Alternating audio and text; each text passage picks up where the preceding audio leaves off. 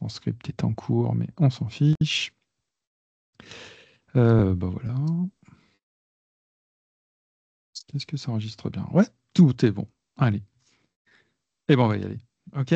Ouais. Bon, c'est parti. Épisode 56 de Data Oops avec Anne-Éloire de MongoDB qu'on accueille avec grand plaisir sur Data Oops. Alors, Anne, je te laisse te présenter et puis nous présenter ce que tu fais aussi chez MongoDB. D'accord.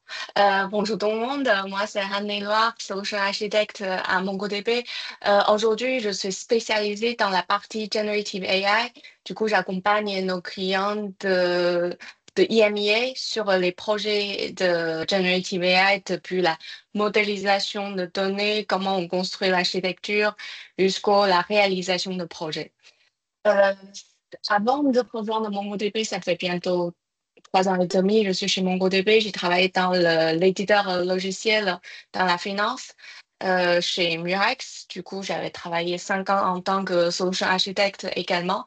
Et du coup, j'avais pas mal touché aussi les bases de données relationnelles quand j'étais chez Murex. Et j'ai un background de plutôt recherche. J'ai une thèse en télécom. J'avais réalisé chez Orange Labs dans l'équipe de Setup Box et Livebox. Et j'ai beaucoup apprécié mon temps. Du coup, peut-être mes collègues sont en train d'écouter, mes anciens collègues. J'ai dit coucou à tous mes anciens collègues également. Voilà un peu sur mes parcours, mon parcours. Euh, et enchanté, Romain. Ouais, oui, enchanté également. Je ne connaissais pas. Eh ben, ouais, ton parcours, alors c'est super. On salue les gens d'Orange Labs, Et les anciens aussi collègues. Murex, Voilà. Et Huawei, Murex, etc. voilà. Ouais, ouais, donc c'est super. Alors c'est vrai que moi, je connais pas très bien les bases NoSQL comme Mongo. Je viens plutôt du monde relationnel. Et comme ça tombe bien, toi aussi, hein, tu vas pouvoir être le pont et nous expliquer peut-être des choses qui se ressemblent, qui diffèrent entre, aujourd'hui on parle beaucoup de Postgre, hein, il y a d'autres bases relationnelles, mais Postgre c'est quand même le concurrent, on va dire, frontal de Mongo, je pense. Et donc montrer les avantages, pas les inconvénients, mais en tout cas les différences entre Ouais. ces deux SGBD. Pas R, justement, mais c'est deux, c'est deux SGBD. Euh, Est-ce que tu peux nous expliquer un petit peu l'architecture de Mongo, comment ça s'articule par rapport à une base Postgre qui est plutôt donc, bah, un master et puis éventuellement des réplicas. Comment ça se passe sur Mongo pour grossir, scaler, etc. Ouais. Euh, j'aime bien commencer des explications par des histoires. Euh, je pense que MongoDB a beaucoup pris la popularité il y a 7 8 ans. À l'époque, les développeurs ils commencent à développer, ils pensent à comment je peux aller plus vite en développant mes applications web. Par exemple, je fais un site web, ça peut aller très vite. Du coup, ils cherchent plutôt quelque chose de flexible, agile. Et c'est là que les développeurs qu'ils ont commencé à adopter MongoDB. Et ensuite, aujourd'hui, dans le monde de IA, on voit plus en plus de développeurs, c'est les mêmes, j'ai envie de dire, c'est les mêmes profils, les mêmes personnes. Et ils commencent à regarder par rapport aussi à la flexibilité quand on développe des applications qui a des fonctionnalités IA dedans. Du coup, en général, c'est un peu lié au schéma au départ, comment les gens commençaient à adopter MongoDB. Du coup, pour MongoDB, c'est très important de savoir le schéma qui sont stockés dans MongoDB, c'est la format JSON. JSON, il est beaucoup utilisé dans beaucoup de communications infrastructures de communication comme Kafka, comme les puces qu'on échange des informations. Du coup, tel quel tu le recevras, tu peux directement stocker dans MongoDB en format JSON. Ça plaît beaucoup aux développeurs. Et ensuite, une fois tu le stockes dans MongoDB, on le stocke en format JSON Bison. C'est format binaire de JSON. Du coup, ça permet de vraiment avoir une très bonne ratio de compression, c'est-à-dire Ok. on va pouvoir compresser les données et en même temps, on va pouvoir rendre l'accessibilité des données plus rapide. Et une fois on a stocké les données dans MongoDB, ensuite les gens ils ont besoin de requêter la base de données. Le moment quand on commence à requêter la base de données, c'est là qu'on voit plus en plus de besoins comme je veux que la base de données soit sécurisée, je veux que la base de données soit hop disponible. Je veux aussi, quand mon application commence à grossir, je vais avoir plus en plus de données, je vais pouvoir créer des partitions et sans perdre la performance. Du coup, tous ces besoins-là, c'est fortement lié à l'architecture de MongoDB, comme la question que tu m'as posée au départ. C'est comment ça ressemble à l'architecture de MongoDB. Du coup, fondamentalement, aujourd'hui, quand on stocke les données dans MongoDB, on a un concept de réplica set. Réplica set, c'est-à-dire tous les données qui sont écrites dans MongoDB, ils sont stockés dans un nœud d'écriture et aussi des copies de nœuds pour faire la réplica. Le moment quand on a, par exemple, un nœud pour n'importe quelle raison, l'infrastructure, on n'a plus de prise, il y a eu une coupure de courant comme hier, il y avait l'orage à Paris, tout est Mhm. coupé. Et il y a un centre de serveur, on perd un nœud, mais tout de suite, les autres nœuds qui sont disponibles dans d'autres data centers, il va pouvoir prendre le relais et on va faire une élection parmi les nœuds existants de savoir qui est disponible, ensuite rendre l'application toujours disponible. Du coup, tout ce process d'élection, ça dure 5-10 secondes. Côté applicatif pour les utilisateurs finaux, ils n'ont pas l'impression que mon application ne marche plus du tout. Ils ont plutôt une petite lenteur de quelques secondes. Après, ils réessayent, ça reconnecte. Du coup, ça, c'est super important pour la partie, la haute disponibilité. Il n'y a qu'un nœud qui écrit ou il y a plusieurs nœuds qui peuvent écrire en même temps? Il y a un C'est une master, est-ce qu'il y a un très master, voilà, comme ou pas? comme Cassandra ou d'autres architectures. En fait, MongoDB, on a un seul nœud primaire. Seul nœud primaire, c'est-à-dire on écrit sur un seul nœud quand c'est un seul réplica set. Du coup, en général, on écrit sur un seul nœud. Après, les données sont répliquées dans les nœuds copies. Et du coup, ça peut avoir deuxième question aussi super important et intéressant. Par exemple, mon application, il y a millions d'utilisateurs. Souvent, mon MongoDB est utilisé comme produit catalogue, comme single view de client, client 360. Du coup, ça peut arriver, il y a beaucoup de charges. On peut écrire beaucoup sur un nœud, un seul nœud. Est-ce que ça peut avoir de bottleneck? C'est là que les gens commencent à réfléchir. Là, ici, chez MongoDB, on a la scalabilité verticale et aussi la scalabilité horizontale. Scalabilité verticale, c'est-à-dire on ajoute la capacité sur la machine pour un seul nœud qui est capable de gérer plus d'écriture. Et du coup, premier temps, on va pouvoir faire la scalabilité verticale pour pouvoir avoir plus d'écriture sur le nœud primaire.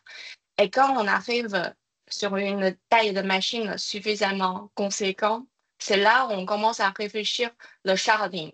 Sharding, c'est le concept, on crée des partitions de données. Du coup, dans chaque partition de données, de chaque shard, on a un réplica set. C'est-à-dire, par exemple, j'ai 3 nœuds de réplica set dans un shard. Deuxième shard, j'ai aussi 3 nœuds. Du coup, ça me permet d'avoir 2 nœuds primaires qui écrivent des données différentes et je peux écrire en parallèle. Du coup, je parallélise mon C'est le, écriture. c'est le client qui fait l'orientation. Comment ça marche pour dire je vais sur tel shard A ou le B? Qu'est-ce qui fait qu'on va sur l'un ou l'autre? Ouais, c'est une très bonne question. Ça, c'est un point, c'est un avantage par rapport à MongoDB également. En fait, quand on écrit côté driver, on a déjà appliqué, on a déjà implémenté le mécanisme de sharding. On a un nœud interne qui est totalement transparent pour le développeur. Enfin, il y a le composant de MongoS qui va faire le routeur, qui va router telle partie de données, je vais écrire dans quelle shard. Du coup, il faut un clé de shard. Par exemple, tous mes clients identifiant entre 1 et 10, j'écris sur shard 1 et 1 million jusqu'au 2 millions, shard 1, 2 millions jusqu'au Mhm. 3 millions, shard 2. Du coup, on peut créer des clés de sharding pour dispatcher l'écriture sur différents shards. Mais comment dispatcher? Il faut que le client il ait quand même connaissance de ce dispatch. Quand il se connecte, il a quand même un seul point de contact, non, j'imagine. Et donc Ouais, là, c'est à ce moment-là qu'il a la connaissance de la distribution? Oui, tout à fait. Du coup, c'est D'accord. côté serveur, on va prendre le clé de sharding, on va voir ce document JSON, il arrive, il a ce clé-là, et je vais pouvoir savoir le routeur de MongoDB serveur va savoir vers où je vais placer les données. Du coup, le développeur, il n'a pas besoin de dire je veux écrire sur shard 1, shard 2, c'est plutôt géré côté base de données. Ok, ok. Top. C'est vrai que ben, il faut un bon dialogue entre le client et le serveur Ouais. pour avoir des bonnes fonctionnalités. Ok, ça marche. Alors, euh, pour moi, bon, une base documentaire comme MongoDB avec des documents JSON ou BSON, comme tu disais, euh, il a un schéma. Voilà, il y a un schéma Tout dans à le fait. JSON avec des éléments qui peuvent changer, être présents, pas présents, des éléments obligatoires. Bon, il y a souvent des recherches quand même qui sont faites dans des champs qui peuvent être Ouais. là, pas là. Euh, c'est plus compliqué, je trouve, l'indexation dans ce type de structure que par rapport à des tables. On voit bien Ouais. un petit peu ce qu'on peut faire. Comment ça se passe, l'indexation dans MongoDB? Euh, L'indexation par MongoDB, il y a plusieurs types d'index. Du coup, aujourd'hui, dans MongoDB, euh, par exemple, si je prends l'exemple de MongoDB Atlas, c'est une base de données managée. Du coup, on a la base de données, le cœur de base de données, et aussi autour, on a des services, data services. Euh, pour le cœur de base de données, on peut créer des index comme euh, dans la base de données relationnelle, le clé primaire, on peut créer des index compound, c'est-à-dire on met plusieurs champs Mhm. dans un seul index. Et aussi, on peut créer des index multi-key sur la liste. Et par exemple, souvent, je ne sais pas comment ça va passer dans mon document, c'est quoi les champs que je vais en avoir. Je peux créer un type d'index qui s'appelle white card.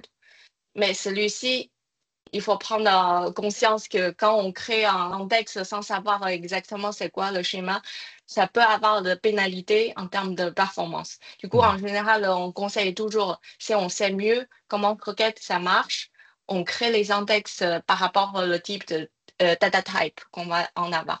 Mais il y a aussi la possibilité de white card, comme je vous en parlais.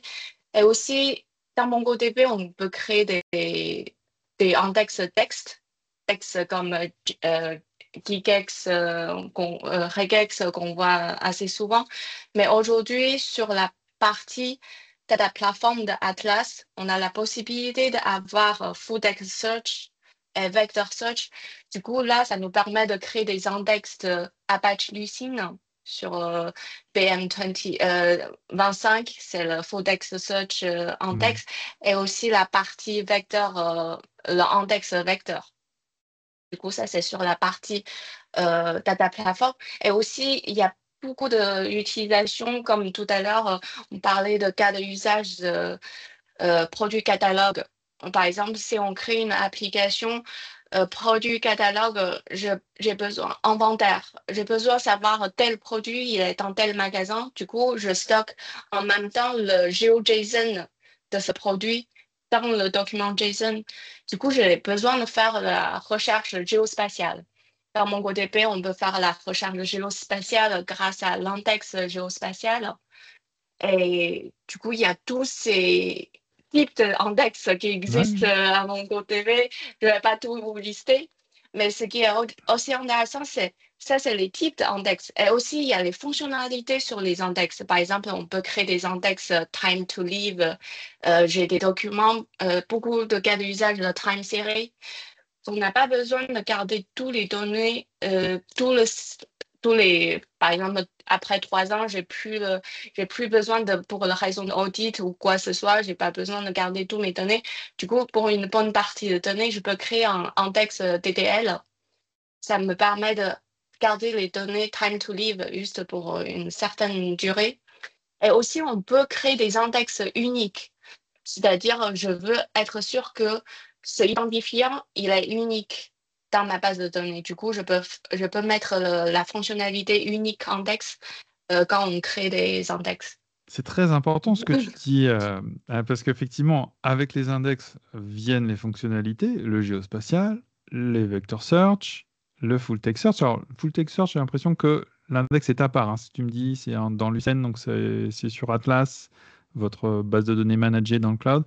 Là, c'est un truc à part. C'est pas dans MongoDB lui-même, si, ou j'ai mal compris peut-être? Euh, c'est aujourd'hui la fonctionnalité de full text search et vector search existe pour l'instant que sur Atlas. Ok. Du coup, c'est pour ça, ça existe que sur Atlas. La bonne nouvelle, c'est que on commence le programme de Early Adopter sur la version communautaire.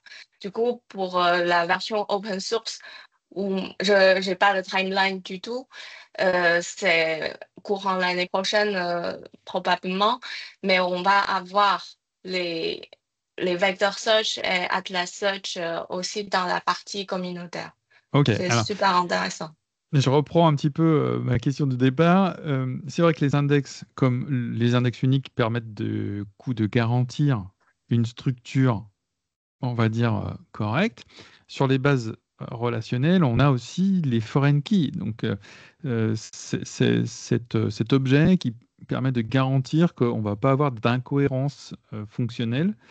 Euh, Ouais.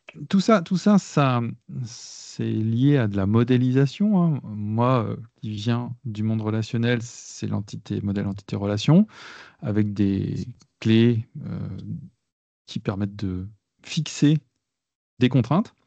Comment ça marche, des contraintes de clés étrangères dans Mongo? Est-ce que ça existe? Et si oui, comment ça marche?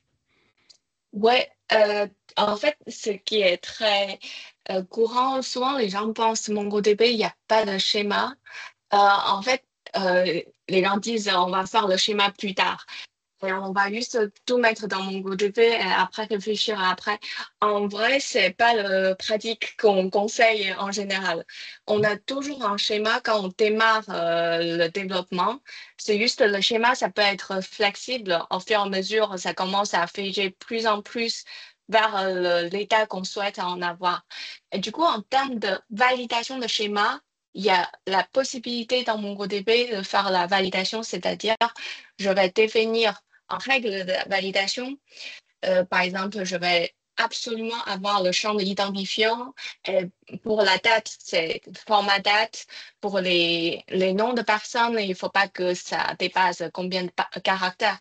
Du coup, je définis toutes ces règles-là. Ensuite, je peux mettre le curseur de rigidité de dire si le nouveau schéma ne convient pas, je peux le refuser. Je peux l'accepter, mais avec un tag de warning pour que je corrige après. Du coup, il y a le mécanisme de schéma validation qui existe dans MongoDB qu'on peut très bien appliquer quand on commence à entrer les schémas dans la base de données. Du coup, il y a ce côté-là. Et aussi, il y a un côté très intéressant sur la partie quand on transmet le schéma depuis la base de données relationnelle vers MongoDB, est-ce qu'on doit normaliser ou pas? J'ai eu souvent ces questions-là. Pour moi, tout dépend comment on construit l'application. Mais à l'époque, quand on a eu la base de données relationnelle, par exemple en l'année 80, à l'époque, le challenge qu'on a tous en face, c'est que le coût de stockage est super élevé. Pour stocker 1 méga de données, ça coûte plus que $1000 à l'époque. Aujourd'hui, le coût de stockage a beaucoup diminué. Oh en oui. 2025, je pense qu'on est plus proche de 0,1 centime, même voire moins pour le coût de stockage. 0,1 dollar, même voire moins en termes de coût de stockage. Du coup, dans certains cas, si du coup, dans MongoDB, on a une règle pour définir le schéma, c'est comment l'application il va accéder les données, comment je veux modéliser mes données.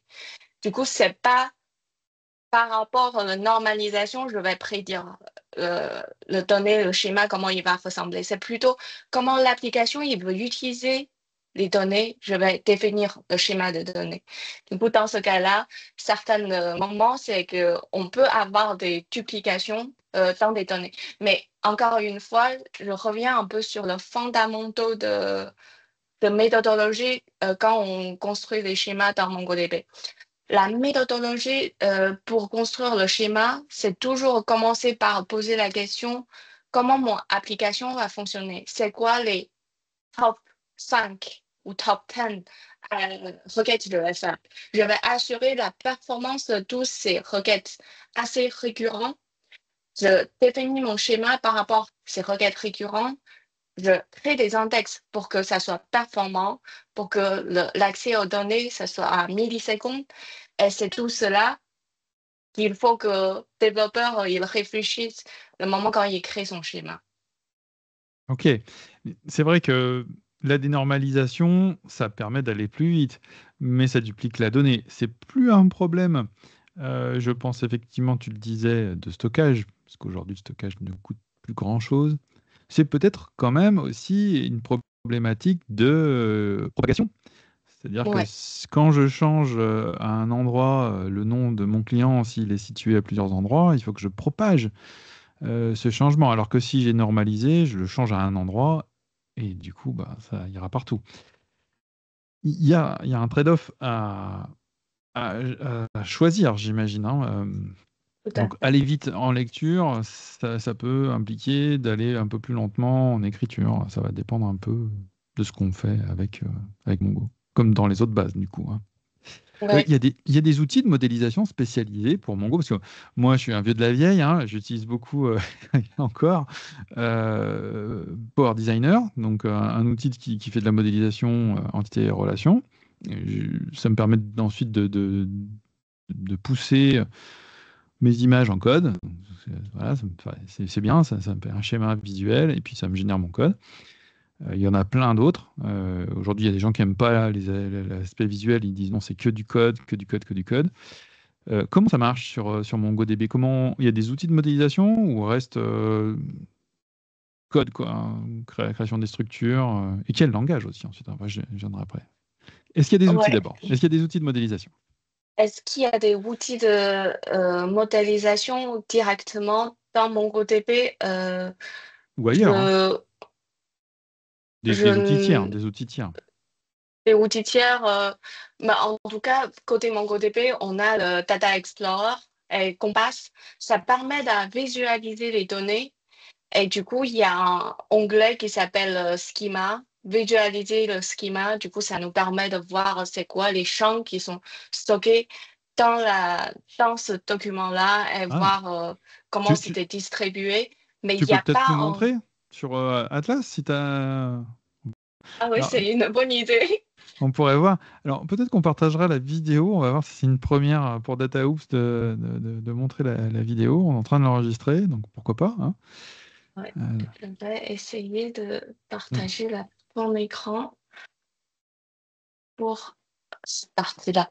Du coup, peut-être avant d'entrer dans le schéma, comment ça ressemble, je ouais. vais juste faire un parcours sur l'écran qu'on est en train de voir. C'est un MongoDB Atlas, qui Ça, c'est la base de données managée. d'accord, donc c'est managé chez vous, donc c'est un service payant, comme on pourrait avoir un Snowflake ou une base Azure DB, on a un Atlas, quoi, hein, c'est ça? Oui, tout à fait. Mais payant, ça, après, on a aussi la partie free tier.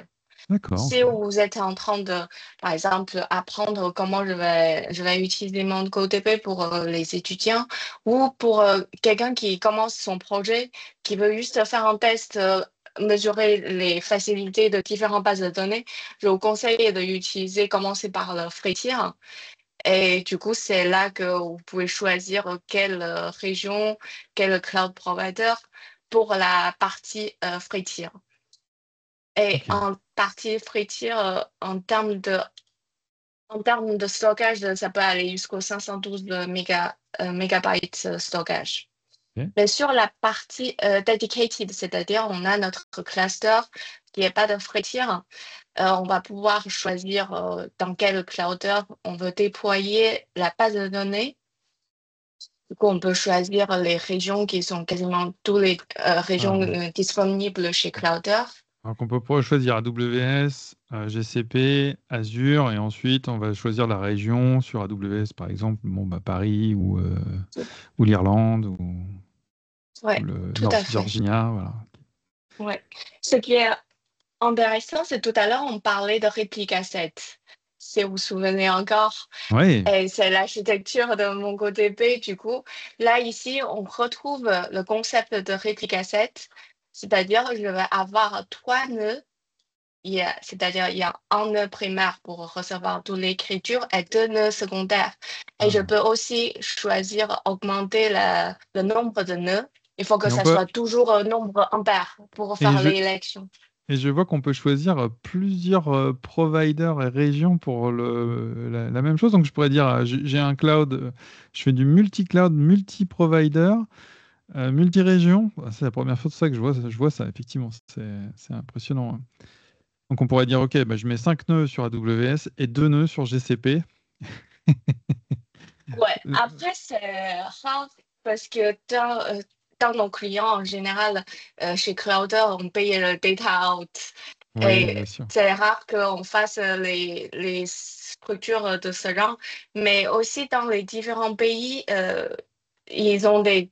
Par exemple, si mon souvenir est encore bon, en Australie, pour la banque, ils ont demandé à avoir un multi-cloud stratégie. Et certains pays, ça peut être intéressant pour des différentes régularisations qu'on Mhm. peut en avoir. OK. Après, il y Et a les... après, il y a les différents types de nœuds. On peut avoir des nœuds qui est que pour écriture et les nœuds analytics qu'on peut augmenter la taille indépendamment de le reste de cluster. Et aussi les nœuds dédiés pour faire full text search et D'accord. vector search. OK. OK, donc on peut Et assez facilement, avec l'interface visuelle, bah, se créer un cluster assez complexe, en fait, finalement, hein, avec ouais, plusieurs nœuds, des réplicas de lecture, des réplicas spécifiques pour l'analytique, des réplicas pour le search, enfin des nœuds ouais. pour le search. OK. On peut aller très simple, juste Ou choisir plus la simple. région. Ouais. S'il faut avoir dans les options, on peut aller dans les options. Après, il y a un autre concept, on avait parlé juste avant, c'est la scalabilité verticale. Scalabilité verticale, ici, on peut choisir auto-scaler, avoir, par exemple, j'ai plus d'écriture en pic de Amazon Prime Day et que je peux choisir augmenter la taille de machine jusqu'au en tiers maximum. Où je peux passer de M30 qui a 8 Go de RAM, 40 Go qui peut aller jusqu'aux 500 Go de stockage et 2 vCPU. Et je peux passer automatiquement vers un tiers M50 si Hmm. je détecte un pic de charge. Ou ça, c'est D'accord. la Ça partie. se fera live, ça, alors, ça veut dire? Je veux dire que ça permettrait en fait d'avoir des nœuds qui grossissent dynamiquement en fonction de la charge. Tout à fait. Et quand le D'accord. charge il descend, on peut aussi descendre la taille de cluster Ouais. pour le tiers avant. Ouais, c'est intéressant, c'est la première fois que je vois ça. On a plutôt des stratégies que scale out, mais pas scale up et scale out. Ouais. C'est assez marrant. Enfin, si, enfin, il y a Oracle qui a cette notion d'élasticité sur ses bases. Ok, au top, super. Du coup, on a juste fait un petit tour. Une fois on a choisi la taille de cluster, on clique sur Create Cluster, c'est parti. Mais Ok. vu que j'ai déjà un cluster en place, maintenant on va aller voir comment ça ressemble et aussi voir un peu le schéma Le schéma, ouais. quand on stocke dans MongoDB, sans Ah oui. oublier la question d'origine. Eh Du coup, oui, c'est ça qui est dur. là, je- à l'état mon cluster, je Ouais. peux euh, cliquer. Là, ici, c'est tous les métriques par rapport à la santé de cluster. Et les connexions, c'est là qu'on va voir le schéma de la base de données. Les collections, c'est Et comme les tables, hein, c'est ça? Est-ce que je peux tout faire à du fait. parallèle ou pas? Oui? C'est autorisé? Ouais, J'ai bon, ouais, hein? ouais, tout à fait. En fait, c'est très important, Romain, comme tu dis, il faut faire le mapping de terminologie entre la base de données relationnelle et la base de données MongoDB. Du coup, ici, on parle beaucoup de collection. Collection, en fait, c'est comme la table dans la base de données relationnelle. Et du coup, à l'intérieur de collection, on a des documents. Documents, c'est-à-dire chaque ligne d'enregistrement dans la base de données Ouais. relationnelle. Un peu plus compliqué que la ligne, parce qu'on peut avoir des sortes de sous-lignes ou des choses comme ça, hein, mais j'imagine. Ok. Tout à fait. Ouais, ouais. Là, par exemple, je suis entrée dans une collection dans la base de données géofencing. Et à l'intérieur de la base de données géofencing, j'ai trois collections. Une qui est une collection normale, une qui est une collection time series, Mhm. une qui est une autre collection normale géospatiale. Et maintenant, si on veut regarder chaque document, on peut cliquer ici pour voir la format qui sont stockés avec le metadata, GPS, le type de point, c'est point JSON. Mhm. Et ensuite, on peut faire passer sur regarder, analyser le schéma. Et oui, Du coup, puisque le ici, schéma, il dépend du contenu des données, en fait, des lignes, enfin ce que tu disais, hein, des documents, c'est eux qui font le schéma, avec ouais, plus ou moins de champs, tout avec à des fait. types qui peuvent varier. Donc on est obligé d'analyser, c'est pas une structure fixe comme une table. Tout à fait. Du coup, on analyse qu'est-ce qu'il y a comme champ dans le document et c'est là que on voit tous les champs existent dans ce document-là. Mhm. Après, je reviens peut-être sur la question d'avant. Tu m'as dit, est-ce qu'il y a un outil qui me permet de modéliser les données avec des entity relations entre les différentes collections? Aujourd'hui, on a un autre outil. J'ai pas prévu la démo directement, peut-être à voir pour plus tard. On a un autre outil qui s'appelle Relational Migrator. Depuis le Relational Migrator, on va pouvoir capturer des schémas depuis une base de données relationnelle, afficher avec tous les tables, c'est quoi les liens entre les tables, Mhm. et ensuite choisir comment je veux transformer le schéma en table vers des documents JSON. Du coup, on peut choisir soit je fais envelopper des tables dans un document, on fait embed, soit on fait le link entre les deux tables. Du coup, on peut choisir comment je veux travailler le schéma depuis une base de données relationnelle, ensuite passer à document JSON et ensuite stocker dans MongoDB. Du coup, ce outil-là s'appelle Relational Migrator. Si ça vous intéresse de regarder un peu comment je peux transformer le schéma, faire la migration d'une base de données relationnelle vers MongoDB. Ça marche. Bon, on fera ça après la pause musicale. Ça va. Ok. Bon, déjà, j'ai une meilleure idée de comment ça peut s'articuler. On peut voir les schémas, il y a différentes bases de données. On peut faire des liens entre des sortes de jointures entre tables, entre documents. Comment ça s'opère aussi ces opérations? Et quel est le langage? Quel est le langage? Ah, moi, je parle SQL. Est-ce que Ouais. dans MongoDB, on parle SQL ou pas? Dans MongoDB, on a MQL. Du coup, c'est juste on change la première lettre de Ok. S à la Ouais. place de S, on met M. MQL, c'est MongoDB Query Language. On Ok. a exactement la même fonctionnalité en général, comment on requête la base de données. Vu qu'on est on est peut-être sur YouTube, du coup, je vais vous montrer comment ça ressemble la requête. euh, Bon, MQL, MQL. MQL, c'est MongoDB. Euh, Il faut que tu repartages ton écran. Je crois qu'il a sauté.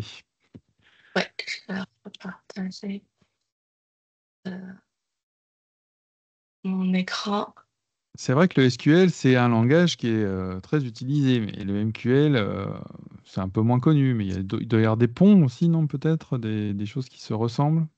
Ouais, tout à Ah, fait.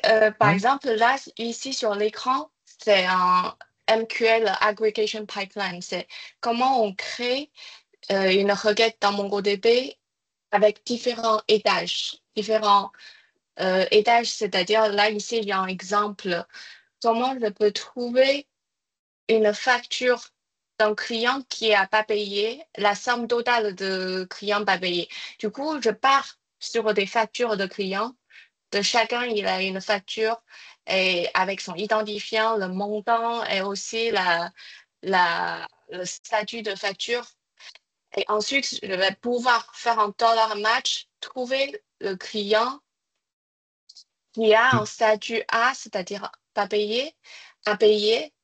Du coup, je sors tous les documents qui ont un statut facture A, c'est via dollar match. Du coup, comme vous pouvez Donc, comprendre, comme un where, c'est quoi. exactement. Et du coup, on fait le dollar match, on récupère tous les documents qui ont des factures impayées, mais en même temps, je veux faire la somme pour le client A, 1, 2, 3. Du coup, je vais faire grouper ces deux factures-là pour savoir la somme totale qu'il n'a pas payée. Du coup, je fais un dollar group en utilisant l'identifiant de client et ensuite je fais la somme de amount. Mhm. On est un peu dans du LINQ quand on est dans du C# ou des choses comme ça, hein, des langages qui manipulent avec des enchaînements d'opérateurs, hein. Ok. Tout à fait. Et Ça du coup, marche. comme on peut voir, c'est un peu comme un pipeline. Chaque pipeline, Hmm. on affine le format de données jusqu'à la forme qu'on souhaite avoir pour être lu, utilisé dans l'application. Du coup, en termes d'opérateurs, il y a beaucoup d'opérateurs au choix pour pouvoir faire l'opération qu'on souhaite en avoir.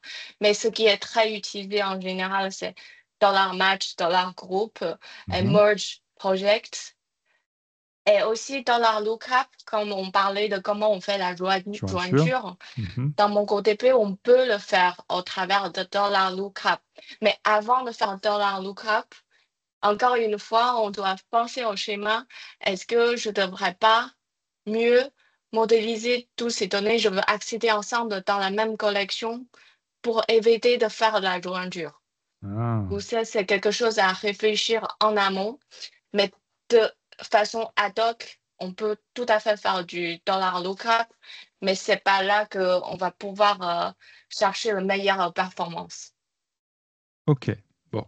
C'est vrai que ben, une jointure. Après, avec des index, ça se passe mieux. Souvent, hein, dans les bases de données, c'est pareil. Si on fait un lookup, une jointure sur un champ non indexé, on a de grandes chances de devoir balayer toute la table, éventuellement de causer des verrous, et donc avoir des problématiques de perf. Ok. Ok. Bon, super. Les cas d'usage, donc tu nous parlais de deux choses, j'ai l'impression déjà que dans les cas d'usage, il y avait en web la gestion de catalogue. Euh, Tu nous as parlé de time series aussi, qui Oui. arrivait. Ça m'a surpris un petit peu avec effectivement des index TTL qui purgent la donnée ou qui... TTL et time series, il faut voir ces deux concepts sé- séparés. Et Ouais, le TTL, on peut purger les données, oui, tout à fait. d'accord.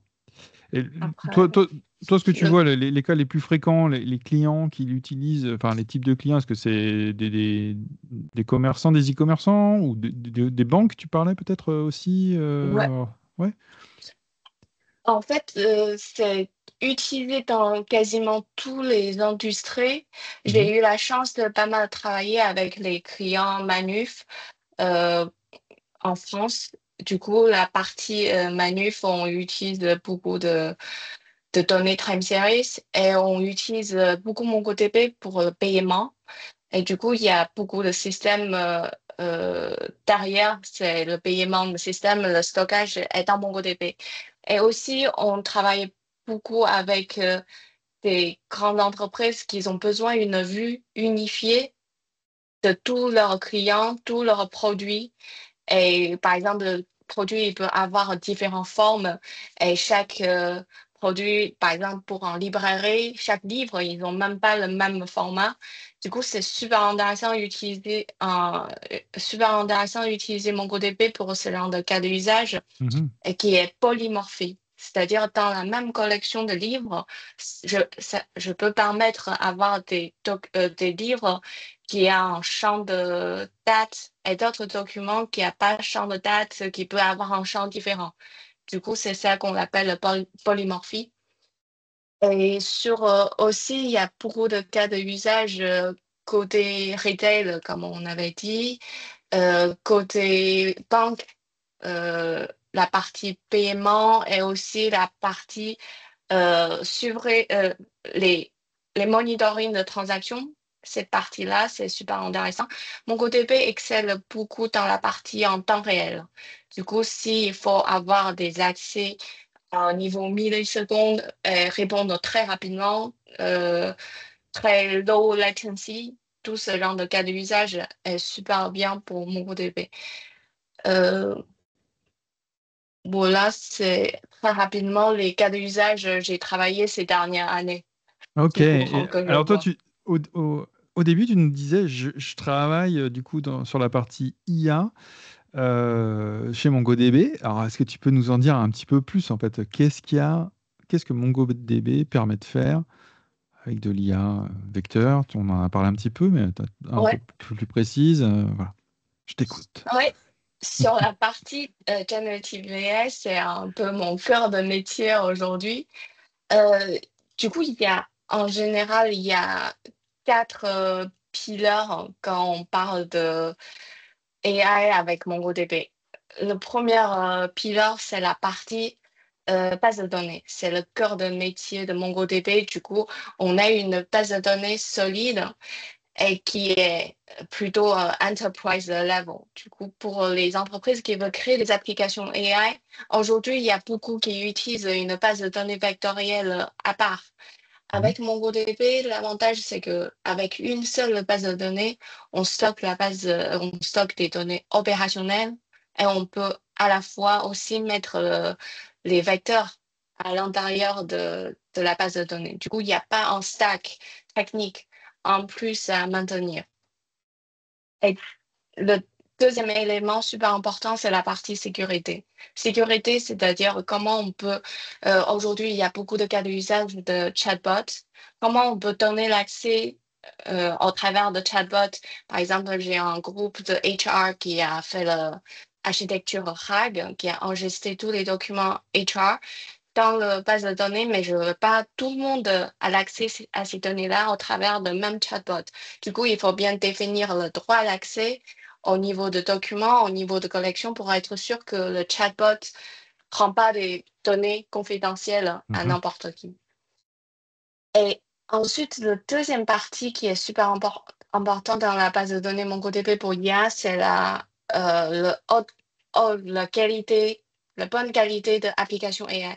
Quand on parle de la bonne qualité de l'application AI, c'est aujourd'hui avec LLM, il y a des problèmes de hallucination. Et ça peut aussi arriver des LLM, ils sont entraînés avec des données un peu, par exemple, 2024. Et depuis la date d'entraînement et aujourd'hui, la date d'utilisation, toutes ces informations-là sont manquantes pour LLM. Du coup, on va devoir combler ces manques-là au travers des informations cohérentes qu'on peut fournir à LLM.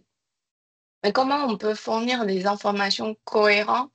Il y a deux parties super importantes. La première partie, c'est récupérer des informations qui sont, qui font sens, qui correspondent mieux à la requête lui-même. Quand on veut récupérer des informations qui fait plus de sens. On a beaucoup entendu parler de vector search. On crée des embeddings sur la requête et ensuite on fait la recherche de embeddings dans la base de données pour trouver des documents qui correspondent mieux à la requête. Mais il n'y a pas que ça. En général, quand on va aller dans la production, la seule requête vector search marche pas mieux que à la fois on applique plus de metadata, plus de champs, faire plus de filtrage en amont. C'est comme cela que ça nous permet d'avoir des données plus précises et aussi avoir hybrid search. Hybrid search, c'est-à-dire je combine à la fois le full text search et aussi vector search. C'est là que j'ai le meilleur résultat depuis la base de données. Une fois on a récupéré les données qui sont cohérentes, et là, il faut qu'on fournisse un LLM. C'est là qu'on va pouvoir faire du re-rank. J'ai récupéré tout Mhm. document, mais il faut que je réfléchisse à nouveau par rapport à ma requête. Est-ce que tous les 10 sont, sont importants? C'est pas parce que je donne plus d'informations à LLM, il va générer le meilleur résultat. C'est plutôt, je donne la bonne. Sinon, je vais créer trop de bruit avec Je LLM. comprends. Hmm. Et c'est comme ça qu'il faut faire du rerun. Après, on a fait la requête. Du coup, il y a une nouvelle assez récente. MongoDB a fait l'acquisition d'une entreprise qui s'appelle Voyage AI. Et ils sont super bien développés. Ils ont développé des modèles embeddings et aussi re-rank. C'est pour les data scientists qui sont en train d'écouter le podcast. Je pense que c'est très connu dans le domaine et ils ont des très bonnes benchmarks par rapport aux les autres modèles dans le marché. Du coup, grâce à ça, aujourd'hui, on utilise, il y a des clients qui commencent à utiliser des modèles, mais la prochaine étape, c'est aussi intégrer le modèle dans la plateforme lui-même. C'est-à-dire, on va arriver sur le troisième pilier, comme j'avais dit, on est très bien dans le cas d'usage temps réel. Du coup, on veut que tout ça se passe plutôt automatiquement en temps réel. Et le troisième pilier, c'est comment je peux réagir en temps réel. C'est quand les documents entrent dans la base de données, souvent il faut faire appel à un endpoint pour générer une balise, ensuite mettre dans le document, stocker dans la base de données. Tout à Et fait. nous, on est en train de développer la fonctionnalité pour poster le modèle et le document, il va entrer tel quel. On génère un embeddings pour mettre dans la base de données. Du Ouais, coup, oui. cette partie-là, c'est géré par MongoDB. Et pareil pour la requête, sans penser quel modèle je vais utiliser. Je vais juste envoyer ma requête directement dans la base de données et tout est géré côté base de données. Tout à fait. Alors, c'est vrai que c'est des points qui sont déjà en place, par exemple, sur Oracle. Hein. Ils ont la capacité d'intégrer des modèles ONNX dans leur base. Et je pense que effectivement, c'est quand même super intéressant parce que ça reste un programme. Il faut savoir l'interpréter. Si c'est dans la base, c'est quand même plus simple. Ouais, On a juste une fonction SQL à appeler pour appeler son modèle et puis récupérer son endings. Il n'y a pas de endpoint, il n'y a pas d'ouverture, enfin, voilà, la donnée ne transite ouais, pas. C'est quand même plus simple. Au niveau latence, c'est aussi beaucoup plus court. tout Microsoft, à fait. ils ont fait un choix différent. Donc, eux, ils ont travaillé avec des fonctions qui appellent des endpoints, qui peuvent être locaux, faire travailler les GPU et tout. Mais je pense quand même que cette vision d'intégration du modèle dans la base, c'est mieux. Bon, voilà, donc Ouais, vous allez dans la même direction qu'Oracle, je pense que c'est la bonne. On va voir, voilà, il y a des autres. Hein. Et c'est vrai que ça attaque un peu le business model des spécialistes. Hein. De plus en plus de bases enfin, leader du marché, Oracle, ouais, SQL Server, Mongo, viennent grignoter la partie vector search des spécialistes, quoi.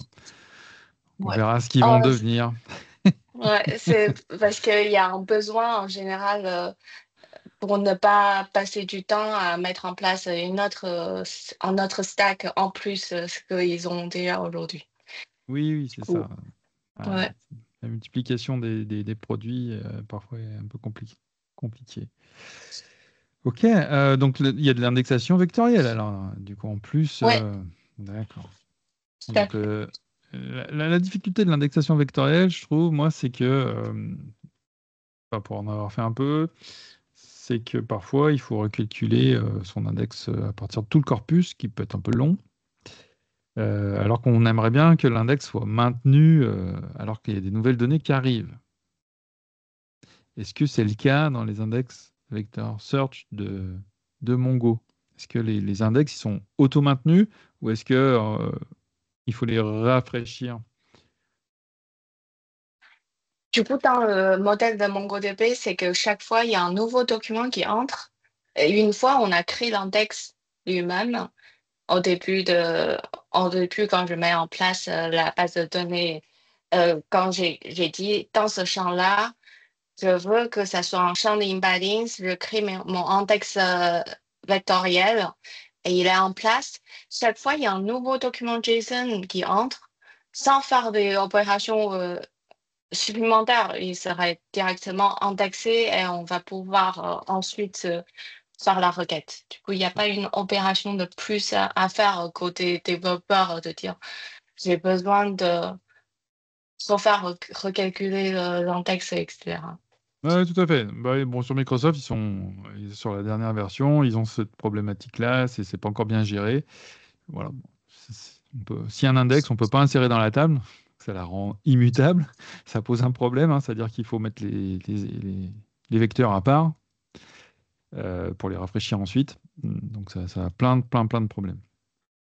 Et donc les bases spécialisées, elles gèrent ça, en fait, effectivement. Elles sont capables d'intégrer des données à la volée. Ok, intéressant.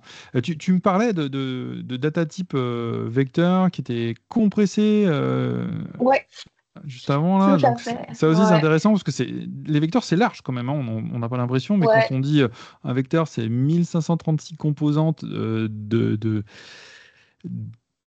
décimaux qui sont très grands, ça fait beaucoup en fait, hein, juste un vecteur. Ça peut faire beaucoup plus que le texte lui-même. ouais, tout à fait. En fait, le vecteur, au départ, ça paraît petit. Les gens pensent beaucoup à coup de LLM qui génèrent des tokens. En fait, dans le temps, quand le projet commence à vivre, c'est le embeddings qui commence à Hmm. coûter plus en plus cher.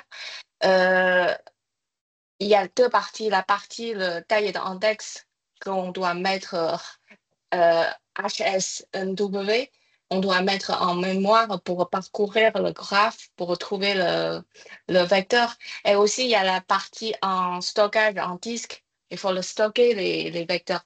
Du coup, sur ces deux parties-là, pour la partie disque, le stockage dans MongoDB, on a un bin data type vecteur qui permet de réduire le, qui permet de faire la compression de stockage de vecteur à 66%.